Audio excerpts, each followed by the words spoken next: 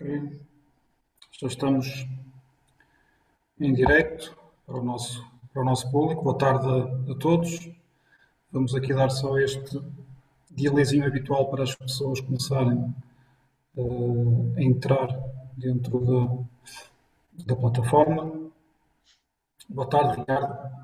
Boa tarde a todos, sejam bem-vindos. Ricardo é o nosso convidado de hoje para nos falar de coaching para a motivação e foco.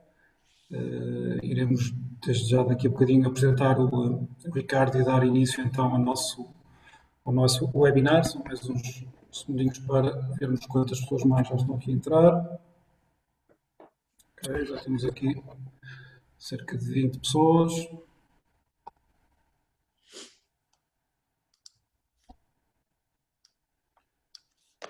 Ok, vamos então dar o kick-off a este nosso webinar.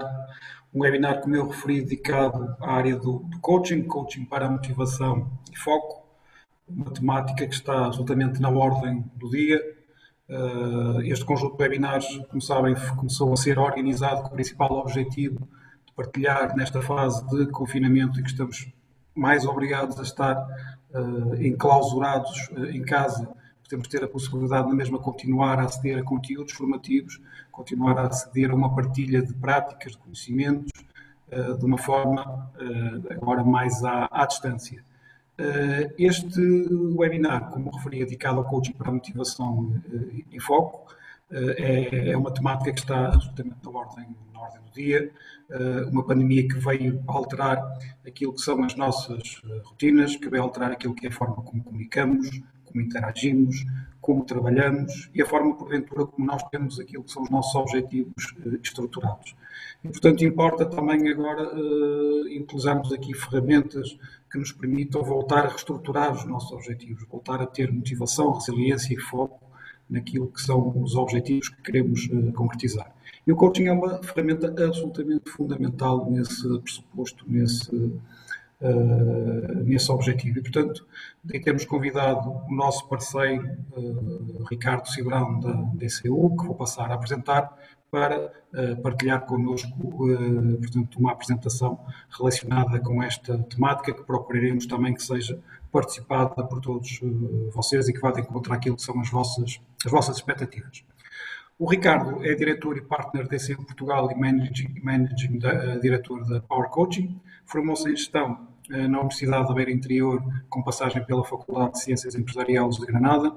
Tem uma pós-graduação em Tecnologias da Informação e Comunicação. Tem uma dupla certificação internacional em coaching, é certificado também em análise comportamental DISC e é Master Trainer e Master Coach da ICU. Foi presidente da International Community of Professional Coaches e fundou a Brilhante Coaching and Excellence. Colaborou em diversas empresas na área de marketing, banca, informática e comunicação para as vendas. Deu aulas em inúmeras instituições de ensino ligadas à área de economia, comunicação e coaching. É atualmente também parceiro da IES no desenvolvimento de ações de formação na área do coaching, nomeadamente a certificação internacional em coaching, que desenvolvemos já há cerca de 8 anos com este nosso parceiro. No modelo habitual, nós vamos ter aqui a possibilidade de irmos interagindo, portanto, com o Ricardo. Tem um menu Answers and Questions para irem colocando as vossas questões. Também podem utilizar o bate-papo. E deixaremos no final, como habitualmente também, cerca de 10, 15 minutos para debatermos e podermos participar e trocar as vossas impressões e responder às vossas questões. Ricardo, sem mais de um momento, passava-te a palavra e agradecer de facto teres aceito aqui o convite para estar connosco hoje neste final de tarde, neste nosso webinar. Obrigado, Nuno. O prazer é todo meu e, antes de mais, tenho eu é que agradecer este convite. Portanto, todas estas interações que nós já temos tido, como tu disseste, ao longo destes últimos anos com a ANS, são sempre altamente profícuas, são muito interessantes e temos sempre muito bons resultados com os nossos alunos. Portanto, é sempre um prazer estar aqui e ajudar, em especial numa altura destas, não é? Portanto, e em especial numas instalações destas que a ANS me proporcionou para poder fazer agora este live com toda a gente. Bem, brincadeiras à parte, portanto, o meu nome é Ricardo Cibrão, como o Nuno já disse, e eu hoje, o meu objetivo não vai ser propriamente dar uma aula sobre coaching, sobre motivação e sobre foco.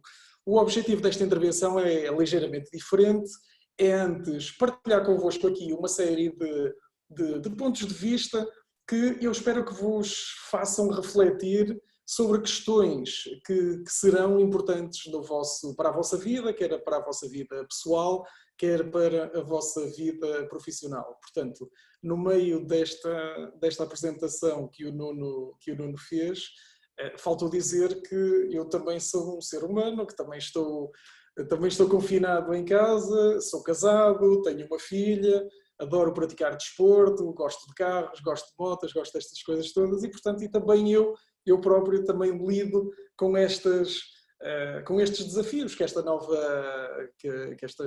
nova condição do mundo nos está a impor. E, portanto, como o meu dia-a-dia está intimamente ligado com o coaching, o meu objetivo aqui é precisamente fazer esta partilha convosco e espero que no final consigam sair com uma ideia mais clara sobre quais os próximos passos que devem dar. Ora bem, eu se calhar, eu vou fazer uma coisa, vou pedir ao Nuno se, entretanto, tal e qual como combinámos há pouco, se aparecer alguma questão que seja pertinente, podes lançá-la, caso contrário mudaremos no final. Bem, em jeito de introdução, vamos só pensar no nosso mundo e naquilo que tem acontecido ao longo destes últimos anos, ou destes últimos séculos, se assim quiser. Se nós retrocedermos 3, 4 séculos, nós vamos ver que há uma questão que é absolutamente constante no nosso dia-a-dia. E essa questão tem a ver com mudança. Se não, vejam, há cerca de estávamos no século XVIII e estávamos a viver uma era agrícola. Portanto, as pessoas trabalhavam literalmente no campo de sol a sol. Era este o dia-a-dia das pessoas. Avançamos um século, entramos na famosa Revolução Industrial. Portanto, de repente, dá-se o êxodo para as cidades e já não estão no campo e agora o dia-a-dia é completamente diferente. As pessoas passam o dia-a-dia confinadas também em espaços, em fábricas cheias de máquinas, que de certa forma até parecia um bocado injusto, não é? De repente as máquinas é que estavam a fazer o trabalho das pessoas. As pessoas só estavam lá para complementar o trabalho das máquinas. Portanto, já de um século para o outro, já há aqui uma mudança tremenda. Depois avançamos para o século XX. Estamos no século XX, entramos na era da informação, não é? Com a invenção da informática, portanto das novas tecnologias, de repente o conhecimento está em toda a parte, toda a gente consegue aceder aos conteúdos e reparem, mais uma vez, aquilo que o mundo pede de nós é completamente distinto daquilo que estava a exigir até então. Portanto, de repente, vemo-nos abraços com uma situação totalmente nova, onde de repente, até no final desse século, já tínhamos aquela questão do não adianta de nada saber muito, porque se eu tiver alguma dúvida, basta-me pesquisar e aparece logo essa resposta. Portanto, no final desse século, já estávamos a entrar, portanto, no século XXI e de repente Daniel Pink diz, nós agora, isto já não tem nada a ver com a sociedade com a sociedade da informação, nós agora o que estamos a viver é uma era conceptual. E agora o que o mundo pede de nós é que sejamos criadores e empatizadores. Porque, de repente, aquilo que nos era pedido tinha mais a ver com a flexibilidade, com a capacidade de nos adaptarmos a novas circunstâncias, com a capacidade de trabalhar em equipa, com a forma como nós olhamos para os nossos desafios, porque, de facto, o mundo mudou. O mundo mudou. E esta mudança é permanente. É estranho. Nós ainda há pouco tempo estávamos a olhar para trás e, se retrocedermos aí meia dúzia de meses, nas nossas conversas de café, ainda falávamos da crise, não é? Da famosa crise que passou por aqui, das questões do FMI, dos empréstimos, e agora, de repente, já não falamos de nada disso, agora já falamos de outra nova realidade que ninguém estava à espera. Portanto, mudança faz parte do nosso dia-a-dia. Quer essa mudança seja para melhor, quer seja para pior. Quando esta mudança é para melhor, portanto, tudo é fácil, não é? Portanto, quando a descer todos os santos ajuda, não é? Como se costuma dizer, não é? Ou quando o vento sopra a favor, é sempre fácil. Agora, quando a mudança nos coloca perante situações que não nos são tão confortáveis e que são mais exigentes e que nos obrigam a encontrar, se assim quiserem, uma melhor versão de nós próprios para podermos ultrapassá-las, então aí é que parece que temos que parar e fazer uma análise, não é? Na realidade, nós estamos a atravessar agora uma fase que, junto com esta situação de sermos criadores e empatizadores, portanto, desta era conceptual, agora vamos chamar-lhe da nossa era Covid, nós temos que ser resistentes, temos que ser resilientes, temos que ser altamente flexíveis, temos que lidar com circunstâncias completamente distintas através de meios que, na maior parte das vezes, não estávamos a utilizar, não é? Como é o caso do teletrabalho, que só esporadicamente o utilizávamos, ou no final do dia, quando queremos arrumar com algum assunto que ficou pendente, não é? Mas reparem que, se excluirmos aqui as questões produtivas, eu olho à volta e parece que sinto que, de certa forma, que as coisas continuam a rolar. Obviamente não estão digamos, na situação, não estamos na situação ideal, mas com as pessoas com quem eu falo, e certamente vocês terão uma experiência idêntica, parece que a vida está a continuar, parece que nós continuamos a andar para a frente e que não é este obstáculo que nos está a parar. Portanto, isso são boas notícias. Então, isto é interessante também, vou só fazer aqui a partilha do ecrã. Onde é que está aqui? Está aqui. Okay.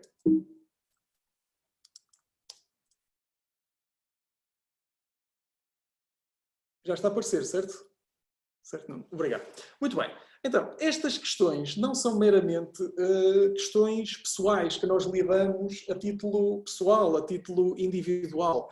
As marcas, sejam elas grandes ou sejam elas pequenas, também lidam com este tipo de desafios. Não só com este em concreto que estamos a atravessar neste momento, mas historicamente todas as marcas, todas as grandes marcas, se assim quiserem, porque são mais conhecidas e nós até acompanhamos o percurso de algumas delas, todas elas têm histórias onde, perante situações de adversidade, conseguiram dar a volta e, portanto, reinventar-se e encontrar novos caminhos, novas soluções, e que muitas vezes até lhe trouxeram novas oportunidades, até ajudaram a reposicionar a marca, a encontrar um novo destino, se assim quiserem, uma nova estratégia.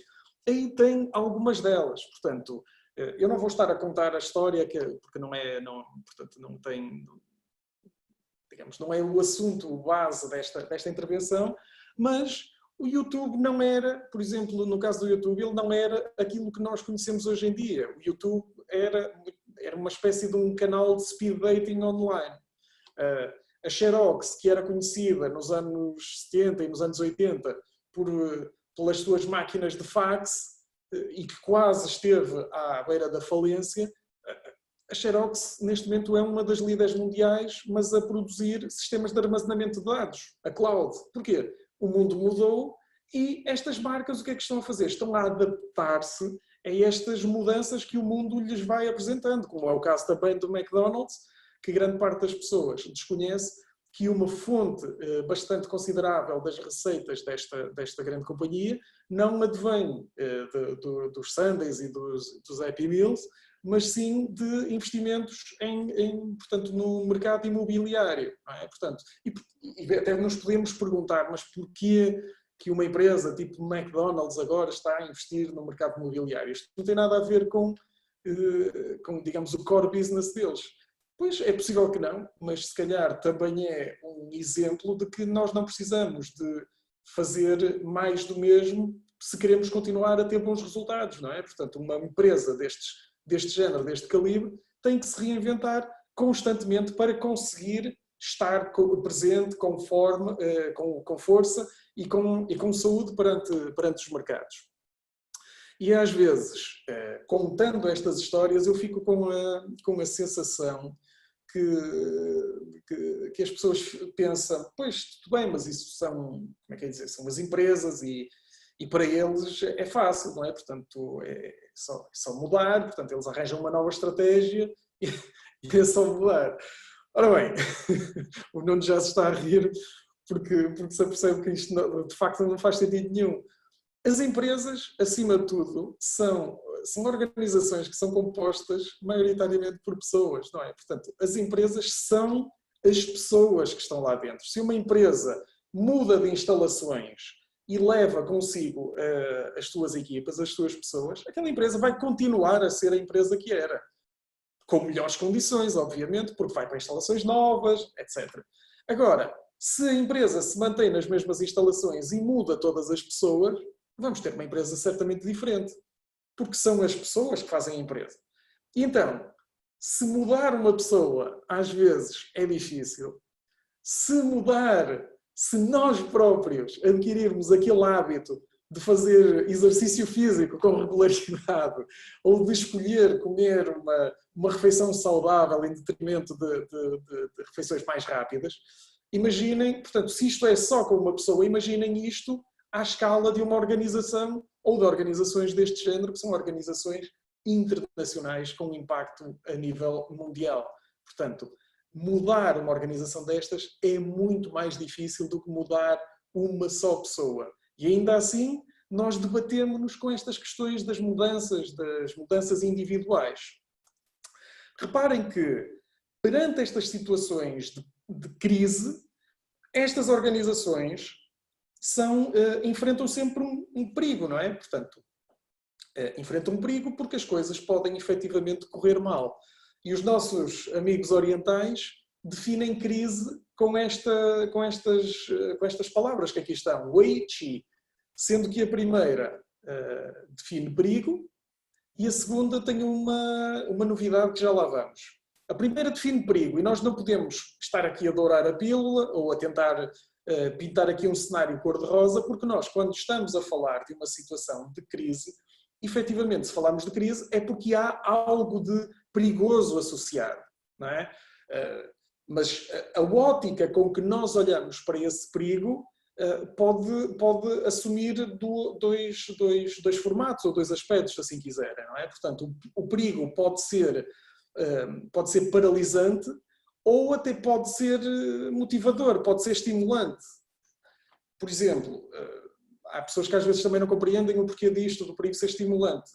Por algum motivo, há pessoas que se atiram de aviões, por exemplo, que fazem skydiving. Há pessoas que escalam montanhas.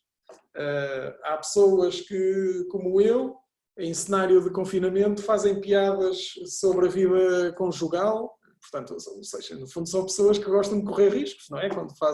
Quando assumem este tipo de posturas. Mas, portanto, a questão da crise tem, obviamente, esta componente do perigo associado, mas, para os orientais, também tem a palavra oportunidade associada. Ok? Portanto, aqui nós tendemos a pensar em crise com um conjunto de palavras que gravitam em torno desta palavra central, palavras elas que têm sempre um peso negativo. Sei lá, quando eu penso em crise, quando eu falo da palavra crise, que palavras é que vos vêm à memória?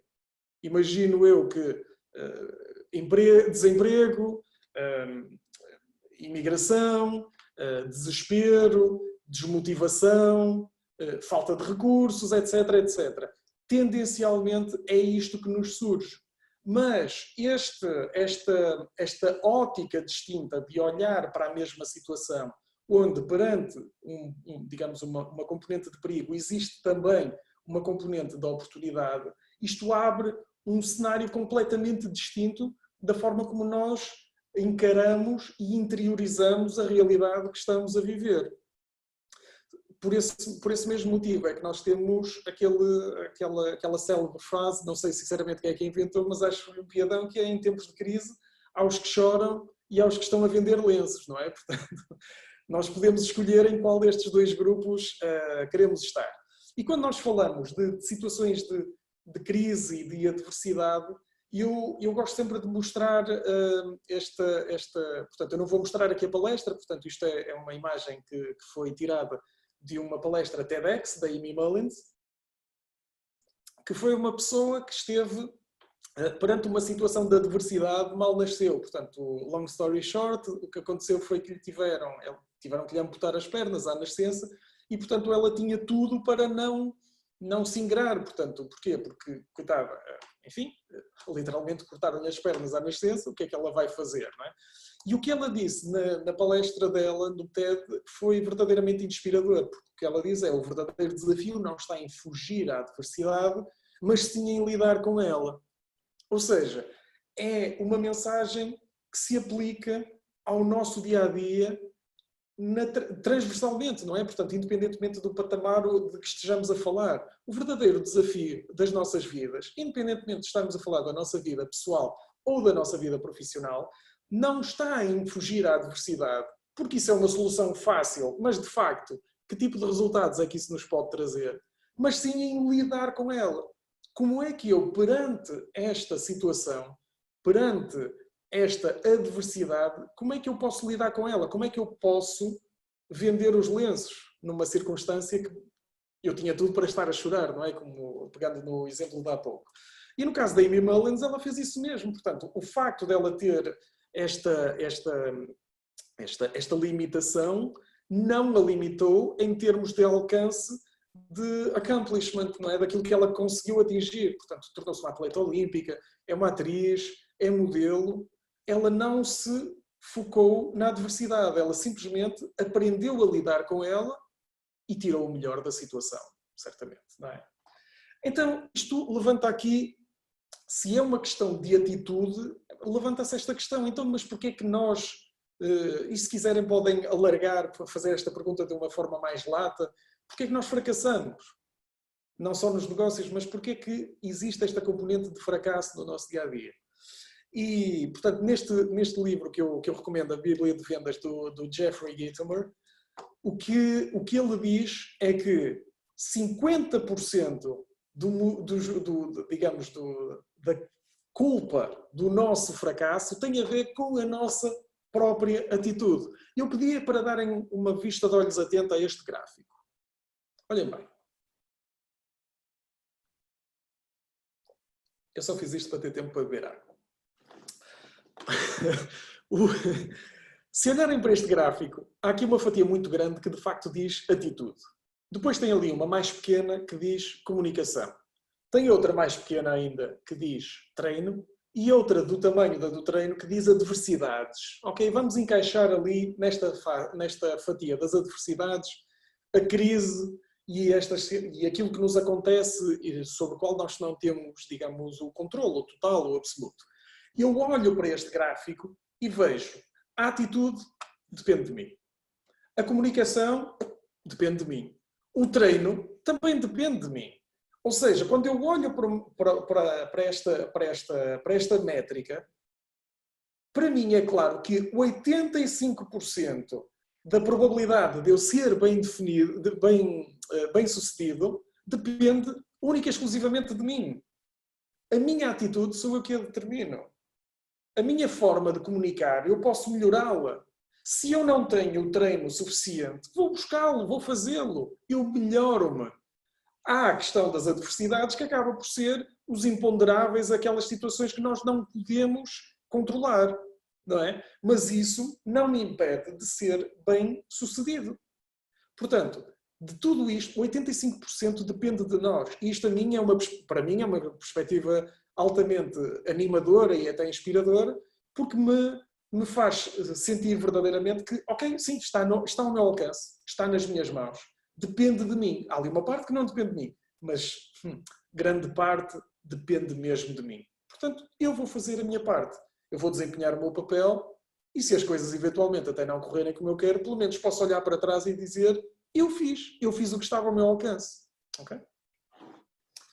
Muito bem. Então, pegando aqui no ponto da atitude, temos que perceber como é que se constrói a atitude, ou seja, de onde é que ela vem, de onde é que ela surge, como é que ela aparece. A atitude está alicerçada nestes 3 pilares que vocês estão a ver aqui: foco, emoção e ação. Foco. Foco tem a ver com tudo aquilo em que eu penso, com a forma como eu penso. Emoção tem a ver com a maneira como eu me sinto. E a ação tem a ver com aquilo que eu faço, ok? Portanto, reparem que há aqui umas setinhas a interligar estes 3 pilares. Portanto, ok, temos aqui digamos, uma relação cíclica, eles estão sempre em modo pescadinha de rabo na boca.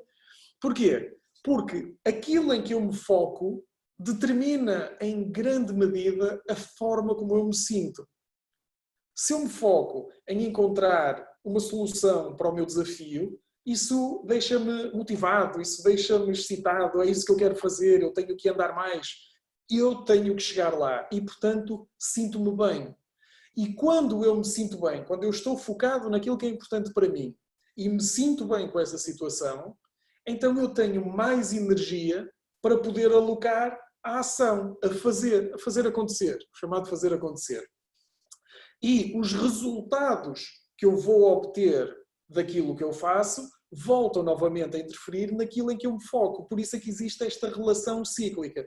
Aquilo em que eu foco determina aquilo que eu sinto, aquilo que eu sinto determina o que eu estou disposto a fazer e os resultados daquilo que eu faço determinam novamente em que é que eu me vou focar. Eu espero que isto tenha ficado claro, porque quando nós nos estamos a focar no problema, não quer dizer que a solução não exista, mas se o problema é assim tão grande, se ele ocupa tanto espaço na nossa mente, pensem naquilo que acabamos de falar. Aquilo em que eu me foco determina a forma como eu me sinto. E a forma como eu me sinto determina aquilo que eu estou disposto a fazer. Ora, se eu estou focado em problemas, se tudo o que eu vejo à minha frente são problemas, a forma como eu me vou sentir não me vai dar a energia que eu preciso para fazer acontecer, para mudar as coisas. Não quer dizer que a solução não exista. Não é isso que eu estou a dizer. Quer dizer é que eu estou tão focado no problema que às vezes até pode parecer que eu nem estou interessado em encontrar a solução. E certamente, vocês se pensarem um pouco, lembram-se já de 2 ou 3 amigos que pensam desta maneira, não é?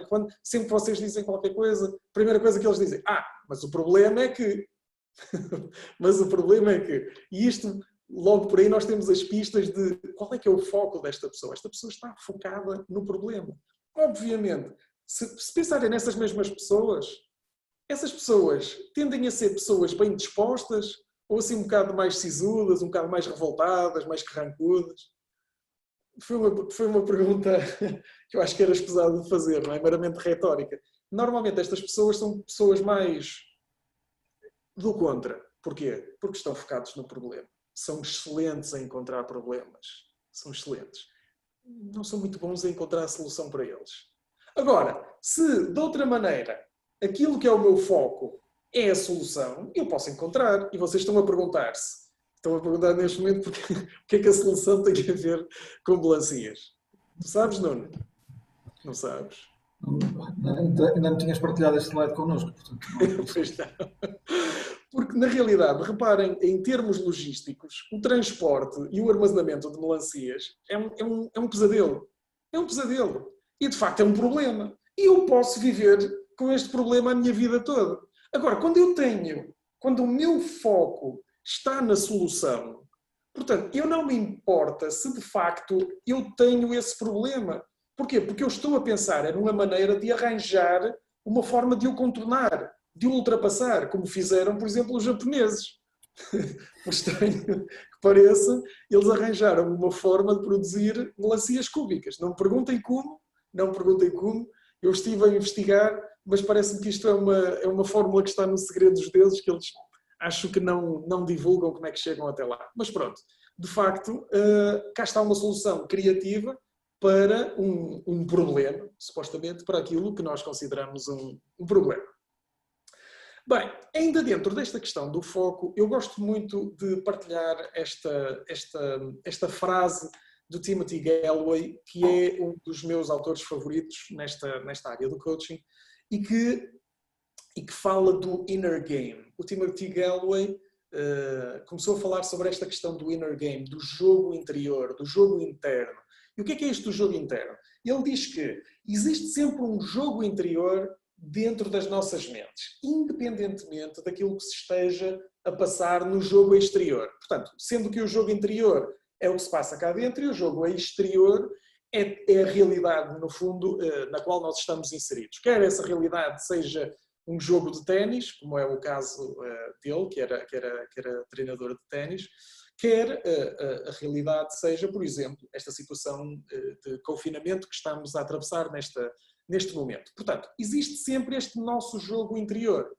E o que ele nos chama a atenção é que o quão mais conscientes nós estivermos desse jogo interior, desse jogo que decorre cá dentro, mais poder, no fundo, temos nós sobre os resultados que nós vamos obter. Ou seja, o quão mais consciente nós estivermos vai determinar a diferença entre o êxito e o fracasso no tal jogo exterior.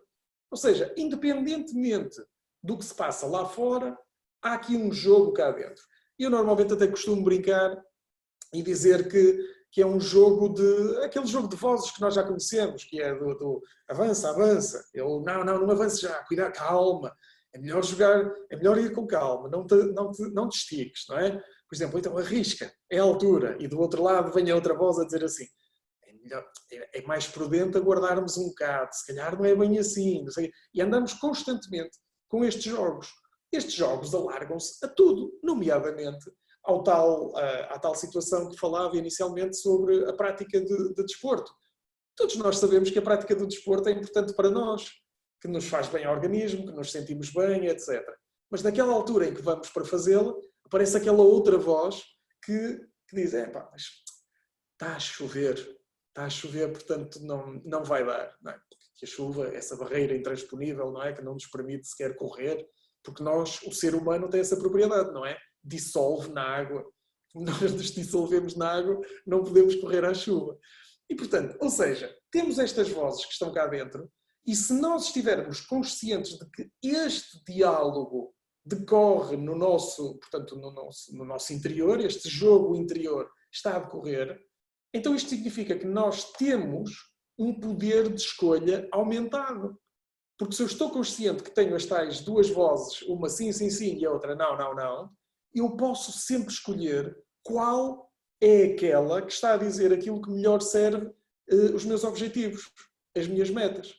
E por isso é que é importante estarmos alerta para este tal jogo interior, porque este jogo interior determina o nosso foco. Grande Timothy Gallwey. Portanto, já falamos aqui do foco, vamos falar aqui da questão da emoção. Portanto, o foco determina aquilo que eu sinto. E então isto está na altura de colocarmos aqui uma questão que é, nós então podemos controlar a forma como nos sentimos? Isso é assim. Portanto, eu posso decidir. A maior parte das pessoas diz que não, algumas dizem que sim, umas dizem que nem.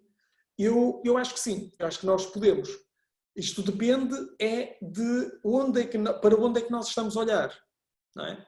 Portanto, se eu estou a olhar para o passado ou até para o presente, okay, eu tendo a sentir-me de uma determinada maneira. Se eu olho para o futuro, mais importante ainda, se eu olho para o futuro que eu quero e que estou disposto a trabalhar para construir, então se calhar isso é determinante na forma como eu me estou a sentir.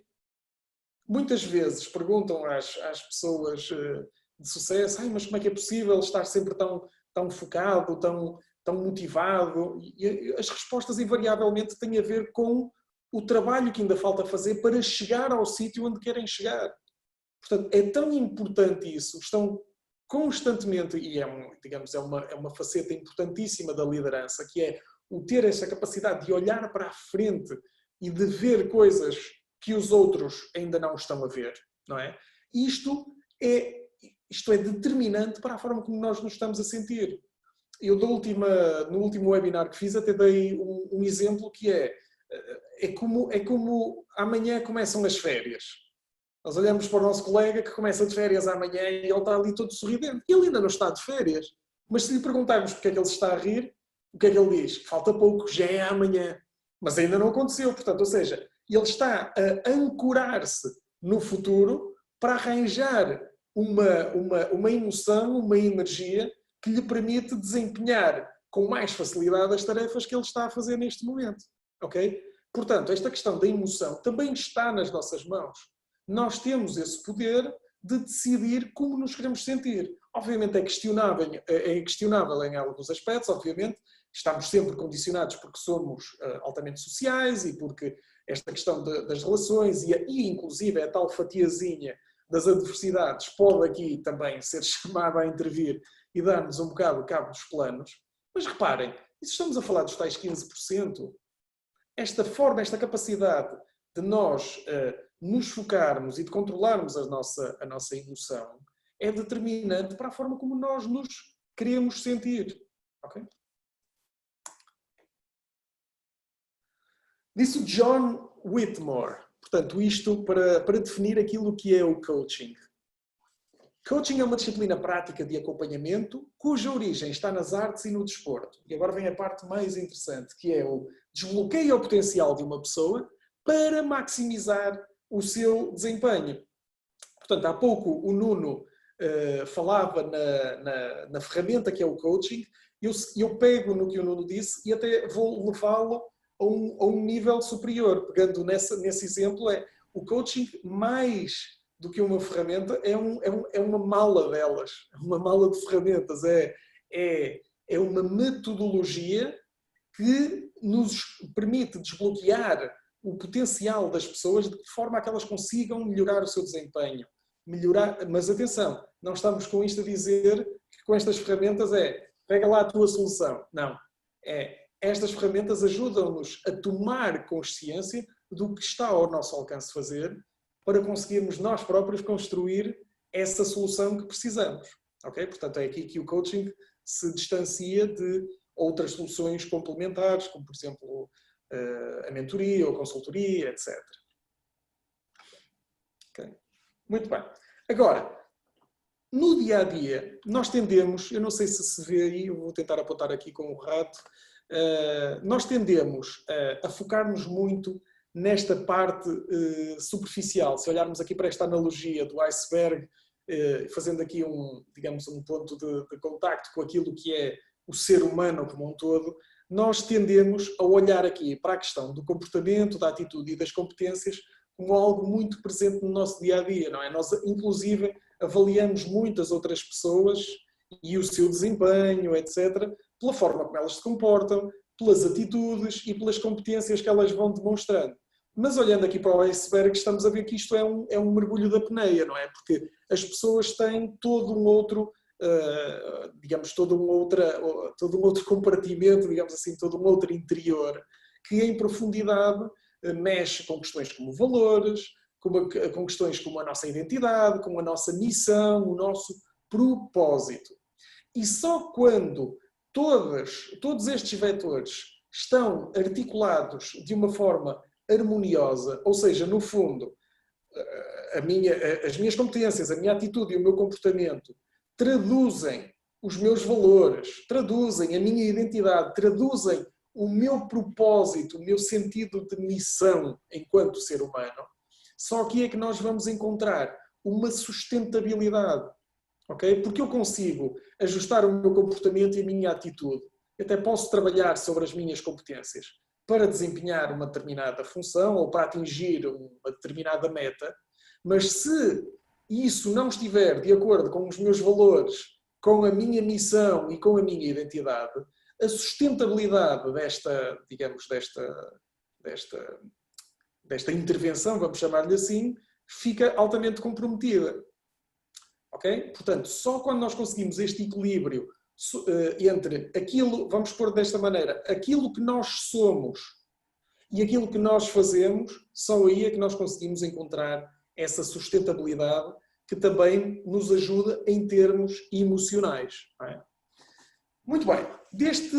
Em relação ainda à atitude, e para completar aqui o círculo, não é? Falta-nos falar da parte da ação.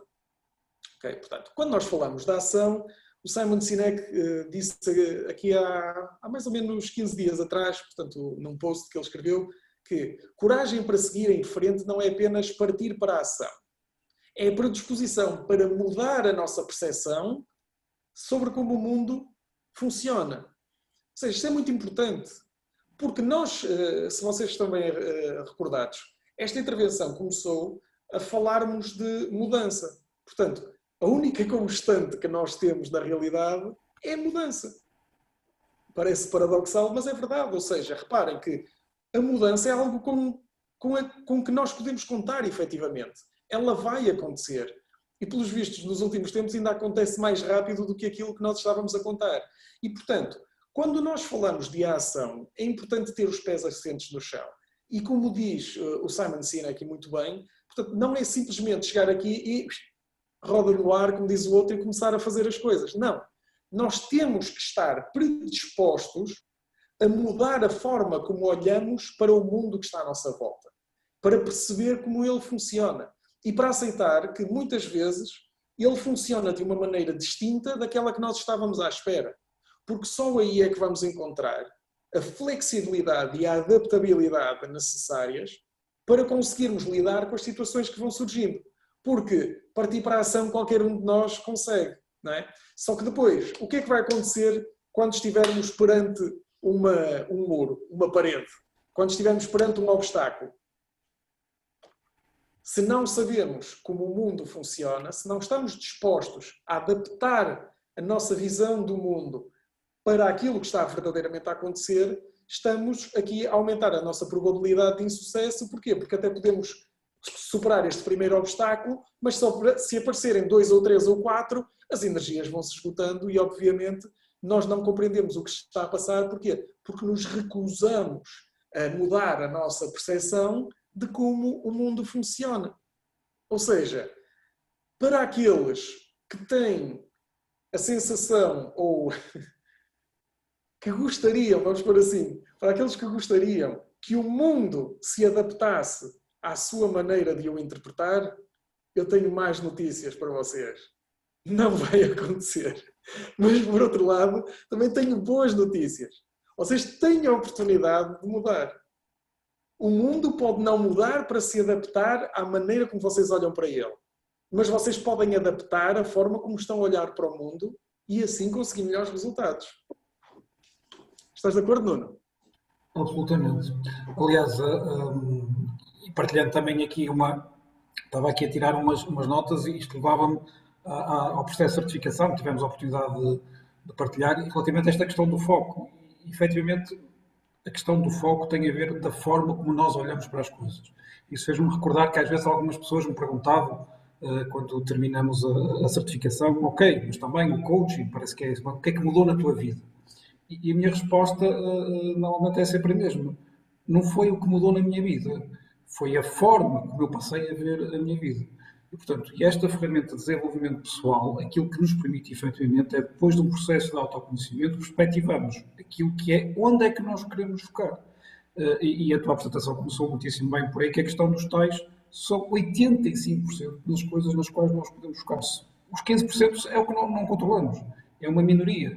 Portanto, esta questão de percebermos que há 85% de coisas que dependem de nós e esta questão do foco é para onde é que eu estou a olhar, para onde é que eu estou a colocar a minha atenção, as minhas energias, para onde é que eu quero ir, é absolutamente determinante. E às vezes as pessoas tendem a fazer esta confusão de que o coaching, passar por um processo de coaching vai mudar a vida deles, se eles depois forem capazes de implementar as coisas que têm que fazer, passarem para a tal ação.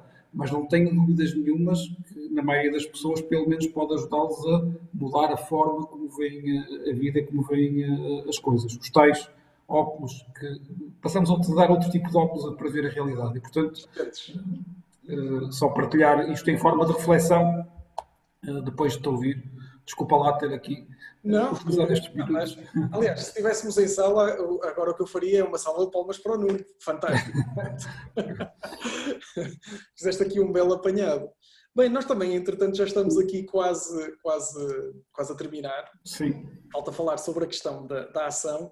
E porque estamos aqui com a ANGE e há aqui sempre digamos, presente esta questão tão importante do empreendedorismo, há aqui questões que nós temos que nos colocar quando estamos perante a vontade de criar um negócio ou de iniciar uma jornada nova ou de nos lançarmos por conta própria, que tem a ver com estas 4 perguntas que aqui estão.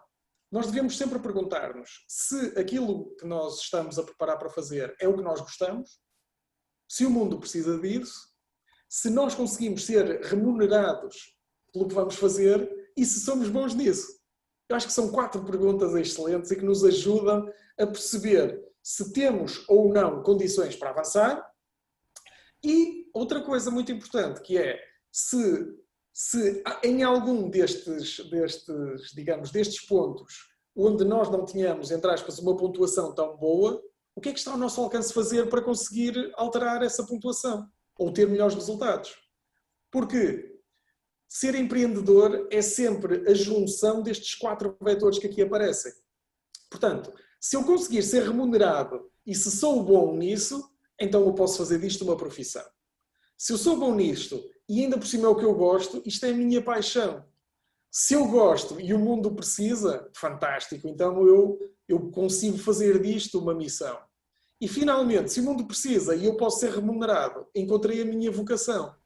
Reparem, o ser empreendedor implica articular estas emoções e estes sentimentos, ou seja, a minha paixão, a minha missão, a minha vocação e a minha profissão. Se eu consigo ter tudo isto reunido no meu dia-a-dia, então é como dizia o outro, encontra uma coisa que gostes de fazer e nunca mais vais trabalhar na tua vida, não é? Portanto, acaba por ser sempre work is fun.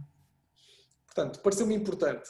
E agora, até porque um dos pilares desta intervenção estava assente na questão da motivação, eu queria chamar-vos a atenção para esta palavra, porque é uma palavra especial, às vezes usada e abusada até, nem sempre da melhor maneira, e gostava que vocês olhassem para ela e que pensassem na raiz desta palavra, porque efetivamente, se tiverem dúvidas, podem consultar no dicionário. Portanto, isto que eu vos vou dizer, eu tive cuidado de investigar antes. Okay? Que tem a ver, esta palavra está dividida em 2 partes. Motivação, temos a palavra motivo e temos a palavra ação. Portanto, na gênese da palavra motivação, o que nós encontramos é o motivo para a ação. Okay? Portanto, isto não é daquelas situações de o jogador joga a dor, o treinador treina a dor. Não é disso. Não, isto é mesmo a origem da palavra. Motivo para a ação. E muitas vezes as pessoas dizem que estão desmotivadas. Dizem que estão desmotivadas, não percebem porquê. O perceber o porquê da motivação é só ir à gênese da palavra.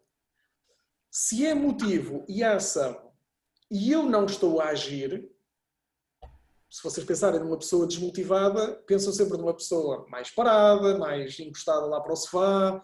Vamos beber um café. Não, vai tudo, não está a apetecer muito. Fica mais na cama, fica mais apática, não tem tanto aquele estímulo de interagir. Porquê? Porque não tem motivo para o fazer. Uma pessoa desmotivada é uma pessoa sem motivo. E portanto, se é o caso de alguma das pessoas que nos está a acompanhar neste momento, então pensem muito a sério nesta palavra. Se sentem desmotivados, ok, então qual é que é o vosso motivo para agir? Esta é que é a pergunta de $1 milhão.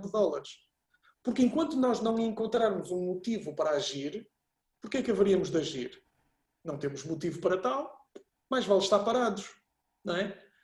Agora, para encontrar a resposta vocês não vão encontrar nesta parte mais superficial do iceberg. Porque nós somos bons, como é que é dizer? Nós somos bons atores, não é? Nós conseguimos moldar o nosso comportamento, a nossa atitude, nós até podemos mostrar, gerir, nós podemos trabalhar mais sobre as nossas competências para sermos mais bem vistos nesta ou naquela situação, e a maior parte das vezes esquecemos-nos disto. Ou seja, qual foi a última vez que você pensou em quais é que são os seus valores essenciais? Qual foi a última vez que você parou para pensar qual é que é a sua missão de vida? Qual é que é o seu grande propósito? Qual foi a última vez que você pensou na famosa pergunta do quem sou eu? Qual é que é a sua identidade? Qual foi a última vez? E em função das conclusões a que chegou, teve o cuidado de passar isso para um papel, de escrever, de tornar físicas de tornar reais essas conclusões? Fez? Fê-lo? Se não o fez, se não fez estas reflexões, ou se as fez e já fez há muito tempo, ainda por cima não teve cuidado de as escrever, então é bem possível que se sinta desmotivado. Porquê? Porque o motivo, aquilo que nos leva a agir, a nossa motivação, está intimamente relacionada com os nossos valores, com a nossa missão, com o nosso propósito. Porque se eu tenho um propósito que é de, por exemplo, criar uma vacina para esta pandemia que nos assola, se esse é o meu propósito de vida, onde é que eu vou estar desmotivado? Desmotivado? Eu? Com um propósito desta magnitude? Que ainda por cima está alinhado com os meus valores? Que ainda por cima pode ajudar a salvar vidas? Não posso dar ao luxo de estar desmotivado.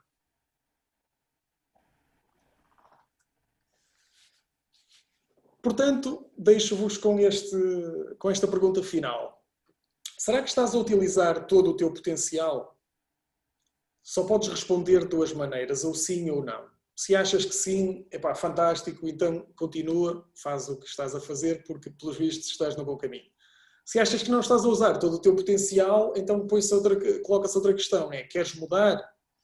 Se a tua resposta for não, epá, então pronto, fantástico, continua a fazer as coisas à tua maneira, não é? Porque, portanto, pelos vistos, não estás a querer mudar a forma como olhas para o mundo, não é? Se estiveres disposto, então começa. E tudo começa com um primeiro passo.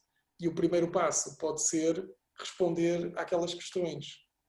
Qual é que é o meu propósito? Qual é que é a minha missão? Qual é que é a visão que eu tenho para o meu futuro? Muito bem. E dava por concluída a minha intervenção, Nuno. Não sei se temos aí algumas questões. Se estivéssemos agora também em sala de aula, salvas de palmas seria para ti. Portanto, muitíssimo obrigado por esta excelente apresentação. Vamos já ver aqui temos aqui algumas questões, mas eu deixava também já, não sei se será uma questão, mas aqui também mais uma reflexão, se quiseres comentar, que tem a ver com esta questão da ligação que fizeste do empreendedorismo à questão da atitude, não é? Porque, no fundo, às vezes confundimos esta questão do empreendedorismo daquelas pessoas que têm empresas, criam empresas, têm os projetos e, portanto, esquecem-se que, na sua essência, o empreendedorismo é uma questão de atitude. É uma questão de atitude. Nós costumamos, muitas vezes, utilizar esta expressão que é do fazer acontecer. Um empreendedor é alguém que faz acontecer. Não tem que ter uma empresa, não tem que criar negócio. É alguém que faz acontecer e posso fazer acontecer dentro do meu próprio posto de trabalho. É uma pessoa que, quando chega ao seu ponto B, do seu ponto A ao ponto B, já está a estabelecer outro ponto B e um C e um D para continuar a fazer.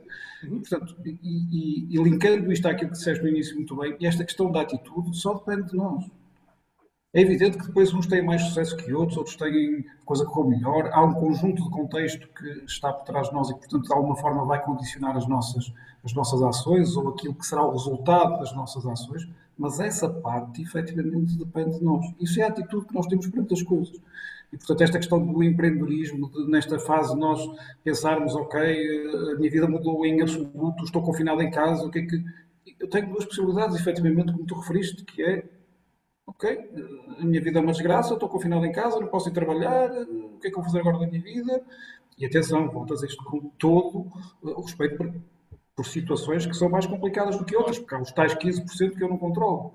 Mas depois há toda a outra parte que depende efetivamente de mim dizer, ok, mas o que é que eu posso fazer acontecer para mudar isto?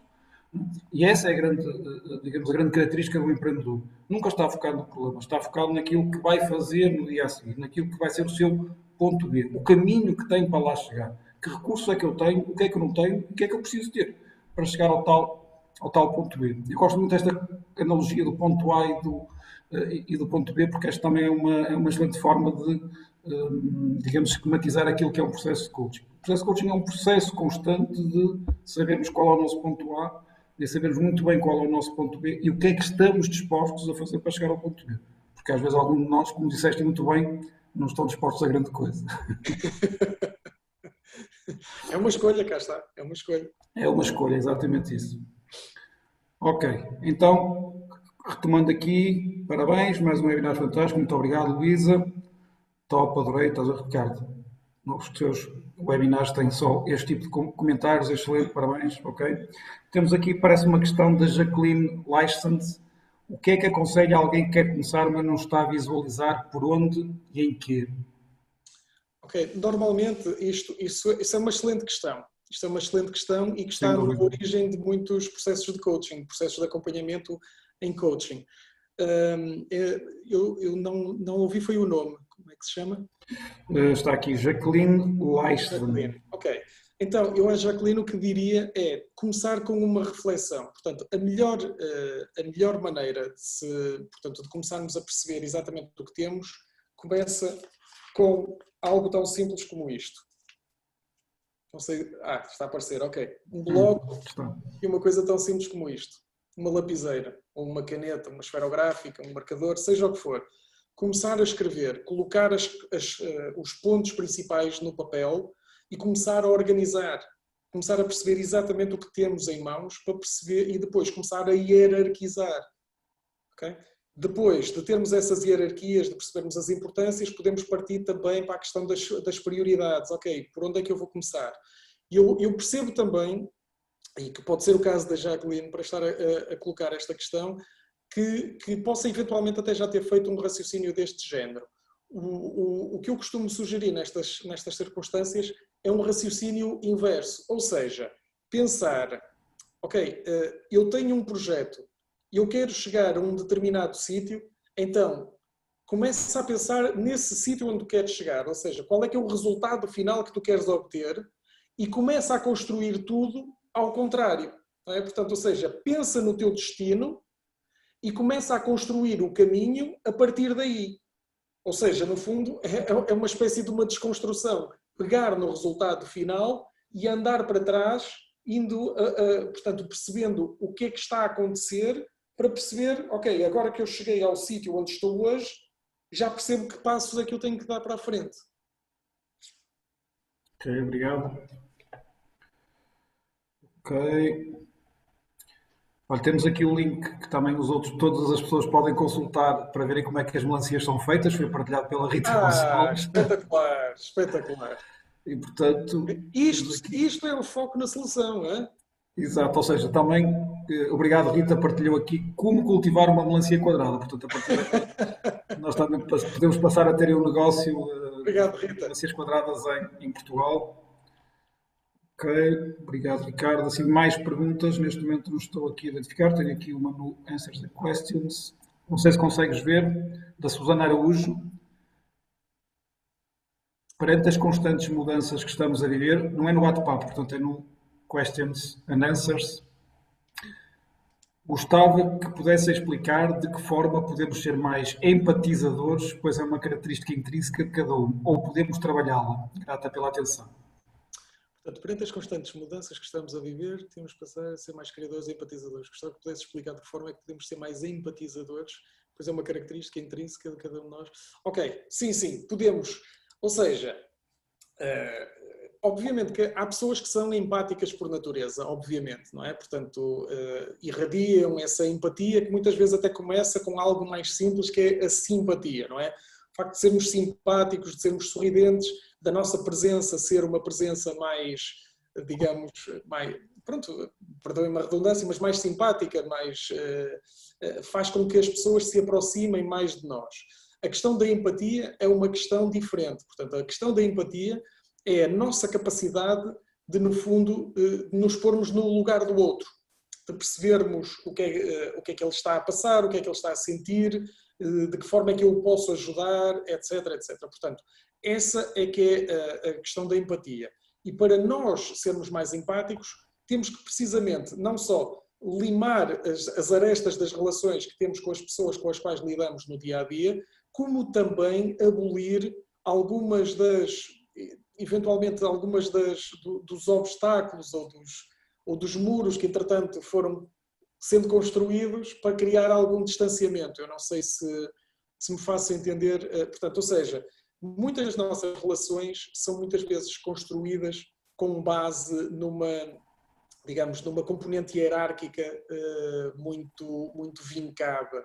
E essa componente hierárquica tende a constituir, tende a revelar-se um fator de distanciamento em relação às pessoas. Portanto, se eu estou a trabalhar com pessoas e estou a impor essa minha, digamos, posição hierárquica de uma forma muito vincada, é bem possível que, se eu estou nisto há 3, 4, 5 anos, que de um dia para o outro eu não consiga mudar essa situação e essa capacidade de me relacionar de uma forma mais próxima. E porquê que esta questão de nos relacionarmos de uma forma mais próxima é tão importante? Porque é precisamente na proximidade que nós nos conhecemos e nos damos a conhecer. Eu lembro-me daqui, há uns tempos atrás, de uma situação de uma empresa que ia perder um vendedor, que era um vendedor muito importante, e que na altura falaram comigo e me perguntaram o que é que podiam fazer para que essa pessoa ficasse. E eu fiz-lhe meia dúzia de perguntas. Disse assim, olha, qual é que é o prato favorito dessa pessoa? Não sei. Qual é que é a viagem de sonho dessa pessoa? Não faço ideia.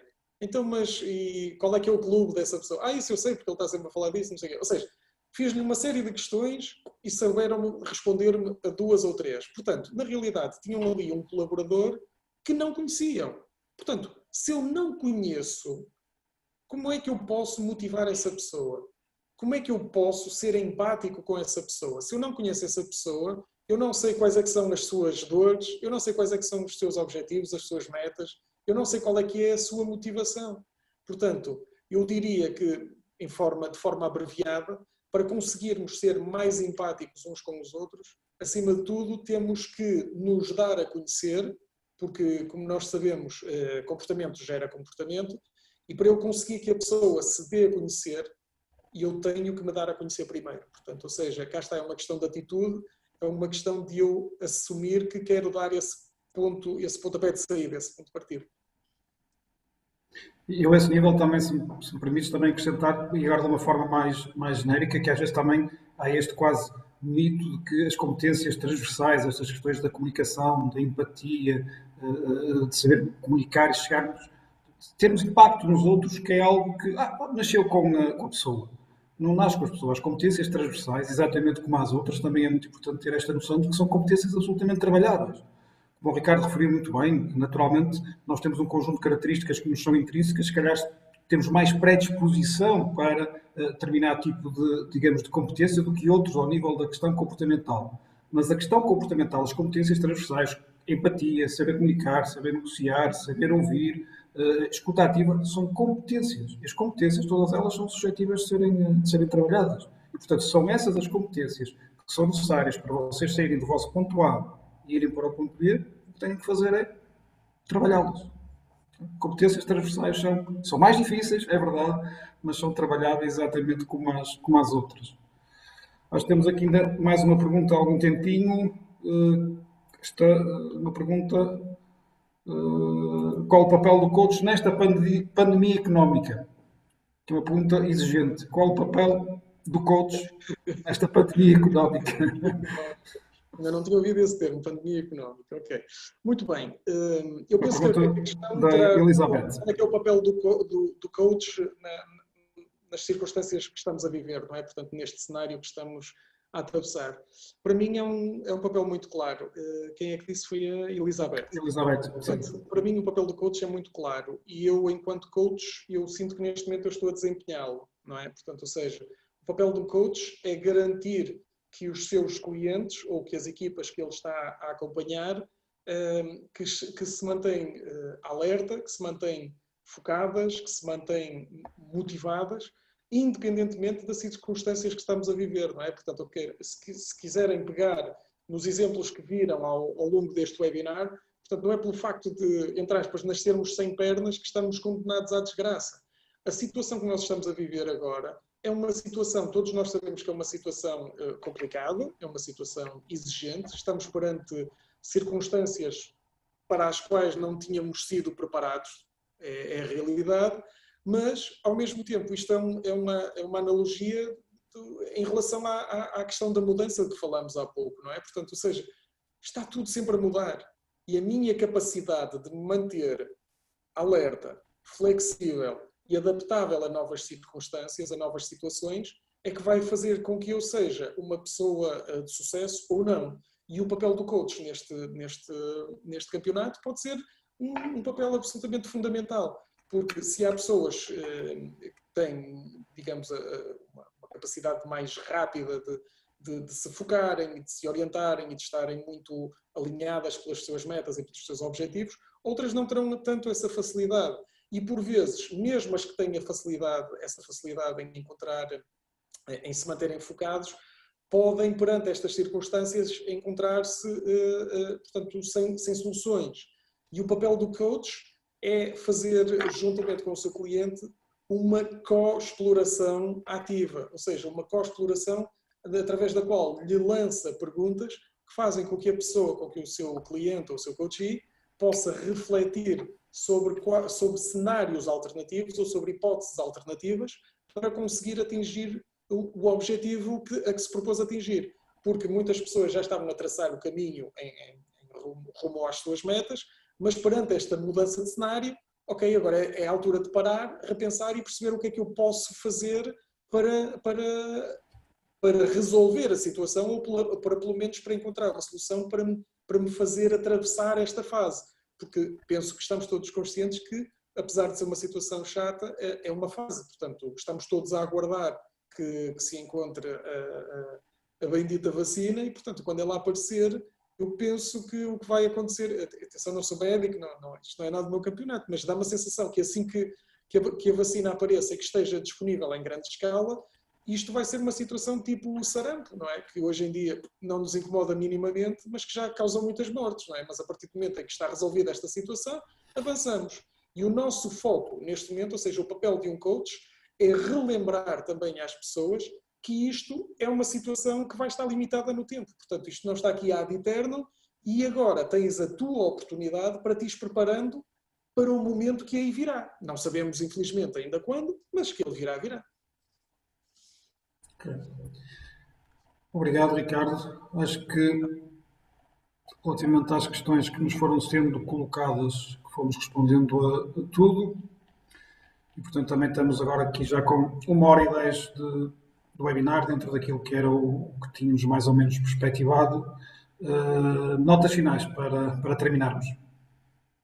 Bem, da minha parte, eu acho que no fundo a resposta que eu dei a esta última pergunta também já resume um pouco daquilo que eu tinha para transmitir às pessoas, que é, independentemente das circunstâncias que estejam a acontecer nas nossas vidas, há sempre o tal jogo interior de que nos falava o Timothy Gallwey. E, portanto, se vocês estiverem verdadeiramente conscientes de que esse jogo interior está efetivamente a decorrer, então temos sempre uma hipótese de escolha, de dizer qual é que é o caminho que eu quero seguir, qual é que é a tal voz que vamos escutar, não é? Portanto, ou seja, eu sei, eu tenho soluções dentro de mim, eu só tenho que escolher as mais acertadas. Neste momento, estamos a atravessar uma fase muito, muito exigente, mas, volto a sublinhar, a palavra-chave aqui é fase. Portanto, amanhã isto vai passar e, digamos, as oportunidades vão ser daqueles que, entretanto, se estiveram a preparar para esse dia ou daqueles que já estão a atuar agora e a vender os tais lenços de que falávamos há pouco. Portanto, a minha mensagem é, acima de tudo, espero eu que tenham compreendido desta maneira, uma mensagem de esperança, mas simultaneamente uma mensagem de responsabilização. Ok? Portanto, não fiquem à espera que as soluções caiam nas vossas mãos, não fiquem à espera que o mundo se adapte à forma com que vocês olham para ele, adaptem-se ao mundo. O mundo está em constante mudança, portanto, hoje vão ter que se adaptar a esta, amanhã será outra. Ricardo, muito obrigado mais uma vez pela tua participação neste webinar. Da nossa parte, também gostaria de agradecer a todos os participantes que estiveram hoje connosco neste final de tarde e também, em jeito de resumo, dizer 3 coisas muito, muito práticas. Estejam constantemente preparados para uma coisa, a mudança. Foquem-se nas soluções, as tais vozes positivas e não ouvir o lado esquerdo das vozes negativas, e façam acontecer. Okay? Despedi-me também referindo que estaremos aqui na próxima semana para debater outra temática, outro webinar no dia 20 de maio, desta vez dedicado ao CRM. Espero poder contar convosco e, mais uma vez, muitíssimo obrigado pela vossa participação. Fiquem bem, mas fiquem também conectados. Okay? Obrigado e até à próxima.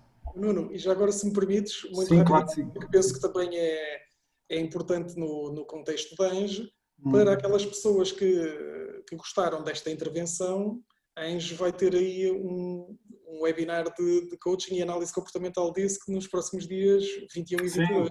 Sim. Temos aí uma ação programada mais uma vez também com os nossos parceiros da DCU. Aliás, o coaching, nós só trabalhamos com os nossos parceiros, as coisas realmente correm sempre muitíssimo bem.